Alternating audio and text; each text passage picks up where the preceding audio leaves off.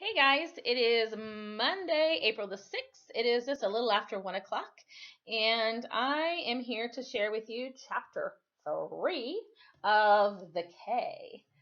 So, Friday, we figured out that Dad did not want Philip and his mom to get on a boat and head towards Virginia. She wanted to leave the island of Curacao because she was very worried about how dangerous it was for them there. And then it became even more clear after the Empire turn, the big boat that was filled to the brim with aviation fuel, airplane fuel.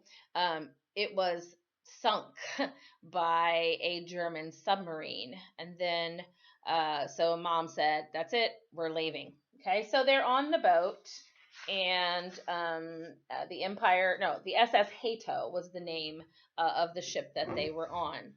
And here's how I left you on Friday.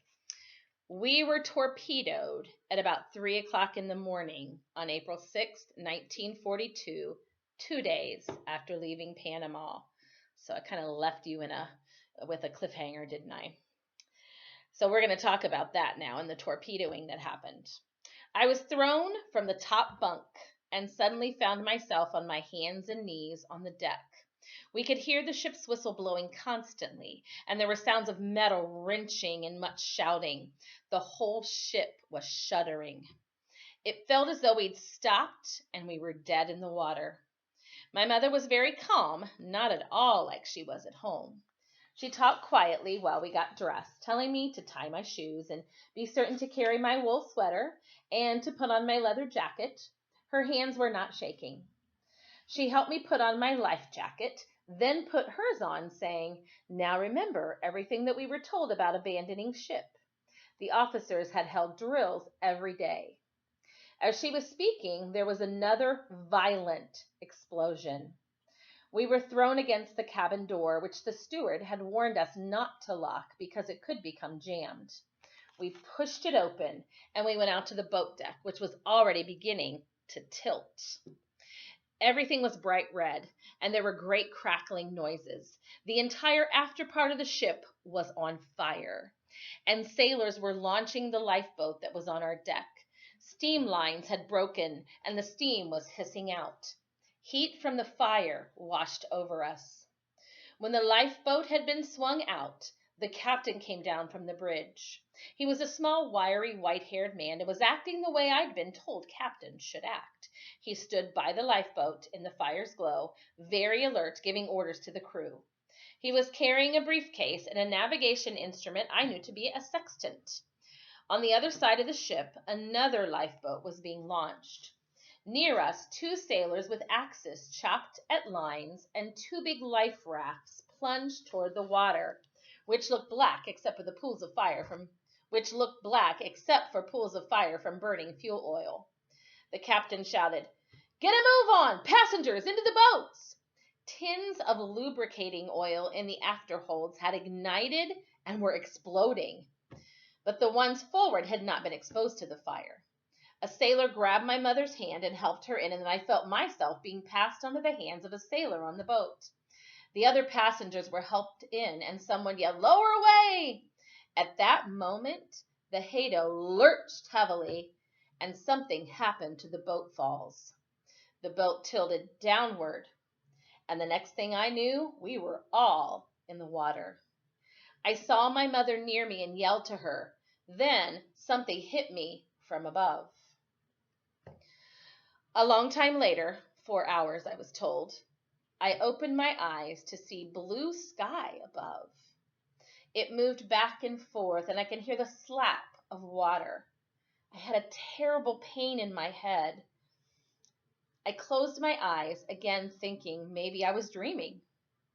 Then a voice said, "Young boss, how you feeling?" I turned my head.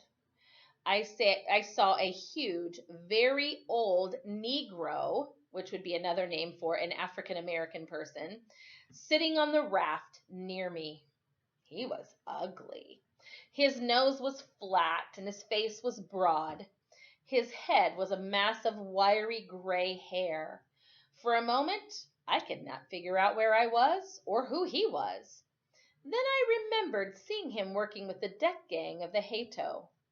I looked around for my mother, but there was no one else on the raft. Just this huge Negro, myself, and a big black and gray cat that was licking his legs. The Negro said, "You had a most terrible crack on the head, boss.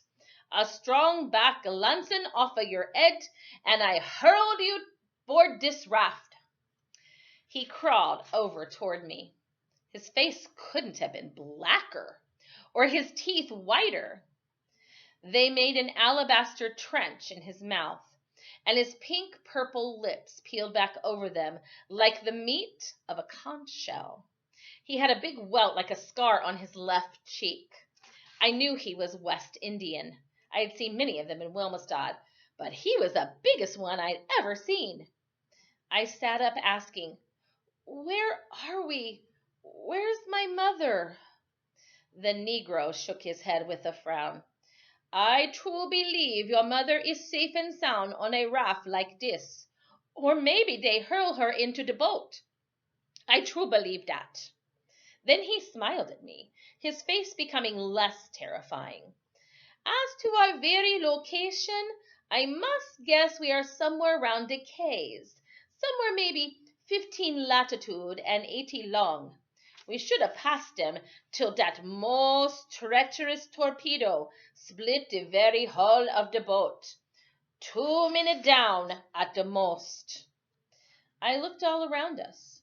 There was nothing but blue sea, with occasional patches of orange-brown seaweed. No sight of the Hato or other rafts or boats. Just the sea and a few birds that wheeled over it. The lonely sea and the sharp pains in my head and the knowledge that I was here alone with a black man instead of my mother made me break into tears. Finally, the black man said, looking at me from bloodshot eyes, "Now, young boss, I most feel like that my own self, Timothy. But 'twould be of no particular use to do that, eh?" His voice was rich calypso, soft and musical, the words rubbing off like velvet. I felt a little better, but my head ached fiercely. He nodded toward the cat. "This is Stu, the cook's cat. He climb on the raft, and I had no heart to throw him off." Stu was still busy licking.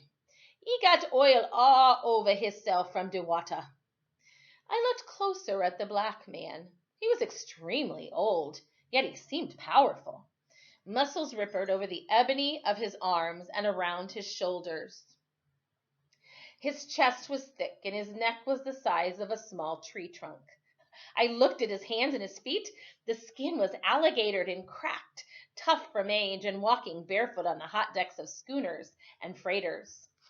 He saw me examining him and said gently, "Put your head back down, young boss, and rest a while longer. Do not look direct at the sun. 'Tis too powerful." I felt seasick and I crawled to the side to vomit. He came up beside me, holding my head in his great clamshell hands. It didn't matter at that moment that he was black and ugly. He murmured, "This be good, this be good." When it was over, he helped me back to the center of the raft, saying, "'Tis most natural for you to do this. 'Tis the shock of having all this most terrible thing happen." I then watched as he used his powerful arms and hands to rip up boards from the outside edges of the raft. He pounded them back together on cleats, forming 2 triangles. Then he jammed the bases into the slots between the raft boards. He stripped off his shirt and his pants, then demanded mine. I don't know what happened to my leather jacket or my sweater, but soon we had a flimsy shelter from the burning sun. Crawling under it to sprawl beside me, he said, "Oh, we have rare good luck, young boss. The water keg did not bust when the raft was launched, and we have a few biscuit, some chocolate, and the matches in the tin is dry. So we have rare good luck." He grinned at me then. "I I was thinking that our luck wasn't so good. I was thinking about my mother on another boat or raft, not knowing I was all right. I was thinking about my father back in Wilmestad. It was terrible not to be able to tell them where I was. He'd have boats and planes out within hours. I guess the big Negro saw the look on my face, and he said, "Do not be despair, young boss. Someone will find us. Many schooner go by this way, and this also be the ship track to Jamaica and on." After a bit, lulled by the bobbing of the raft and by the soft, pleasant sounds of the sea against the oil barrel floats, I went to sleep again. I was very tired and my head still ached. The piece of timber must have struck a glancing blow on the left side of my head. When I next awakened, it was late afternoon. The sun had edged down and the breeze across us was cool, but I felt very hot and the pain had not gone away. The Negro was sitting with his back toward me, humming something in calypso. His back was a great wall of black flesh, and I saw a cruel scar on one shoulder. I asked, "What is your name?" Hearing my voice, he turned with a wide grin. "Ah, you are back with me. It has been lonesome these very hours." I repeated, "What is your name?" "Oh, my own self? Timothy." "Your last name?" He laughed. "I have but one name. 'Tis Timothy." "Well, mine is Philip Enright, Timothy." My father had always taught me to address anyone I took to be an adult as Mr. But Timothy didn't seem to be a Mr. Besides, he was black. He said, "I knew a Philip who fished out of St. John, but an outrageous man he was." He laughed deep inside himself. I asked for a drink of water. He nodded agreeably, saying, "Oh, the sun do parch." He lifted a hinged section of the raft flooring and he drew out a keg, which was about 2 feet long, and there was a tin cup lashed to it. Careful not to spill a drop, he said, "'Tis best to have only an outrageous small amount, just enough to wet the tongue." "Why?" I asked. "That is a large keg of water." He scanned the barren sea and then looked back at me, his old eyes growing remote. "The large keg have a way of losing its very size." "Well, you said we'd be picked up soon," I reminded him. "Ah, yes," he said instantly, "but we must be wise about what we have." What does he mean by that, do you think? The large keg has a way of losing its size? Think about what that means.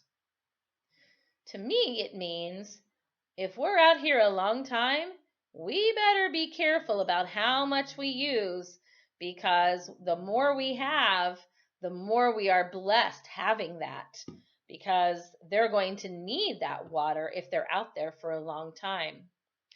I drank the tiny amount of water he'd poured out and asked for more. He guarded me silently a moment, then said, his eyes squinting, "A very little more, young boss." My lips were parched and my throat was dry. I wanted a whole cup. "Please fill it up," I said. Timothy poured only a few drops into the bottom. "That isn't enough," I complained. I felt I could drink 3 cups of it, but he pressed the wooden stopper firmly back into the keg, ignoring me. I said, "I must have water, Timothy. I'm very hot." Without answering, he opened the trap in the raft and secured the keg again. It was then that I began to learn what a stubborn old man he could be. I began to dislike Timothy. "Young boss," he said, coming back under the shelter, "maybe before the night a schooner will pass this way, and if that happens, you may drink the whole keg. Maybe the schooner will not pass this way, so we must make our water last." I said defiantly, "A schooner will find us, and my father has ships out looking for us." Without even glancing at me, he answered, "True, young boss. Then he closed his eyes and would not speak to me any more. He just sprawled out, a mound of silent black flesh. I couldn't hold the tears back. I'm sure he'd heard me, but he didn't move a muscle of his face. Neither did he look up when I crawled out from under the shelter to get as far away from him as I could. I stayed on the edge of the raft for a long time, thinking about home and rubbing Stu Cat's back. Although I hadn't thought so before, I was now beginning to believe that my mother was right. She didn't like them. She didn't like it when Henrique and I would go down to St. Anna Bay and play near the schooners, but it was always fun. The black people would laugh at us and toss us bananas or papayas. She'd say, when she knew where we'd been, "They are not the same as you, Philip. They're different, and they live differently. That's the way it must be." Henrique, who'd grown up in Curacao with him, couldn't understand why my mother felt this way. I yelled over at him, "You're saving all the water for yourself." I don't think he was asleep, but he didn't answer. When the sky began to turn a deep blue, Timothy roused himself and looked around. He said with just an unfriendly glance at me, "If luck be, de flying fish will flop on de raft. We can save a few biscuit by eating de fish. Too, water is in de fish." I was hungry, but the thought of eating raw fish didn't appeal to me. I said nothing. Just before dark, they began skimming across the water, their short wing-like fins taking them on flights of 20 or 30 feet, sometimes more. A large one shot out of the water, skimmed toward us, and then slammed into the raft flooring. Timothy grabbed it, shouting happily. He rapped its head with a knife handle and tossed it beneath the shelter. Soon another came aboard, not so large. Timothy grabbed it too. Before total darkness, he had skinned them, deftly cutting meat from their sides. He handed me the 2 largest pieces. "Eat them," he ordered. Ugh, I shook my head. He looked at me in the fading light and said softly, "We will have no other food tonight. You best eat them, young boss." With that, he pressed a piece of the fish against his teeth, sucking at it noisily. Yes, they were different. They ate raw fish. I turned away from him over on my stomach. I thought about Curacao, warm and safe, about our gabled house in Charlevoix, and about my father. Suddenly I blamed my mother because I was on the raft with the stubborn old black man. It was all her fault. She wanted to leave the island. I blurted out, "I wouldn't even be here with you if it wasn't for my mother." I knew Timothy was staring at me through the darkness when he said, "Oh, she started this terrible war, eh, young boss?"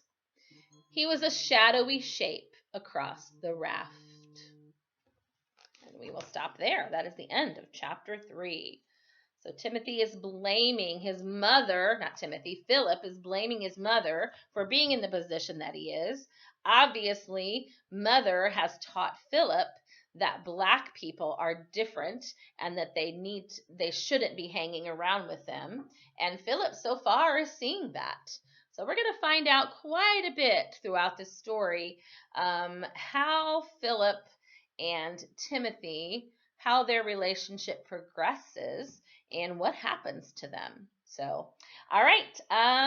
It was great seeing some of you today, and we will look forward to meeting with, let's see, Aubrey, Tempe, Jaden, Lily, Emma, and Henry tomorrow in the morning. So, all right. Love you guys. Talk to you later. Bye.